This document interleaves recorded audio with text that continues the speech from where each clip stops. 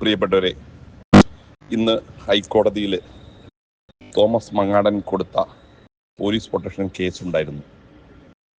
അതിൽ നമ്മൾ ഇവിടെ അനധികൃതമായിട്ട് ബസിലിക്ക ദേവാലയത്തിൽ ഇരിക്കുന്നു എന്നെല്ലാം അവർ പറയുകയുണ്ടായി കോടതിയിൽ. എന്നാൽ കോടതി പറഞ്ഞു അവിടെ ഇരിക്കുന്നതിന് യാതൊരു തടസ്സവുമില്ല, അവരവരുടെ പ്രാർത്ഥനയിൽ മുഴുകിയിരിക്കട്ടെ എന്ന് തന്നെയാണ് കോടതി പറഞ്ഞത്. പിന്നെ പോലീസ് പ്രൊട്ടക്ഷൻ മങ്ങാടൻ ചോദിച്ചതിനകത്ത് മങ്ങാടനോട് പറഞ്ഞത്, മങ്ങാടന് കൊടുത്തിരിക്കുന്ന നിർദ്ദേശം പ്രീസ്റ്റിന് വേണമെങ്കിൽ ബസിലിക്ക ദേവാലയത്തിൽ കയറാം, എന്നാൽ കർമാദികൾ ഒന്നും നടത്താൻ അനുവാദം കൊടുത്തില്ല. യാതൊരുവിധ കർമ്മങ്ങളും ബസിലിക്ക ദേവാലയത്തിൽ നടത്താൻ പറ്റില്ല എന്ന് തന്നെയാണ് കോടതി പറഞ്ഞത്. കോടതിയുടെ നടപടി സാഹദാർഘമാണ്.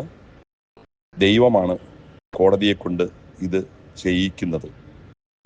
പ്രീസ്റ്റിന് ഇപ്പം ശരിയാണ്, ഒരു ഇടവകയിൽ വന്നു കഴിഞ്ഞാൽ പ്രീസ്റ്റിന് ഇടവക ദേവാലയത്തിൽ കയറുന്നതിന് ആരും തടസ്സം പറയില്ല. അദ്ദേഹം കയറി